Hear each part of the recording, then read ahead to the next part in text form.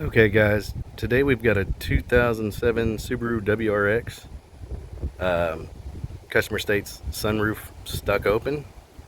So in this video we're going to show you how to do a manual override of the sunroof. Okay, so this is the switch panel for the sunroof, and it looks like somebody's already tried to pry like right here and all around it. But the lens for the dome light is what's actually got to come out, and I like to use a little micro screwdriver to pop these out. Behind that should be 2 screws, and we'll get this light out. Okay, now that we've got the lens off, you can see the 2 screws right here.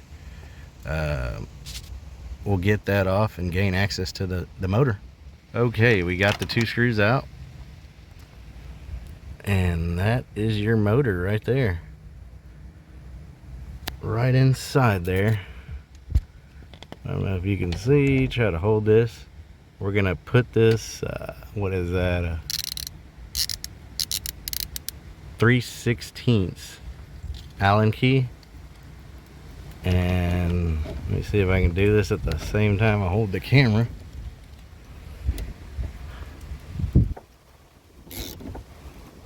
One way opens,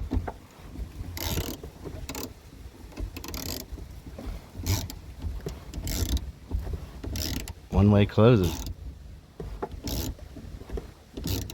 So right now, customer doesn't want to go full on diagnostic mode, so I told him I would just get this thing closed for him, at the same time making a video to help any of you guys out.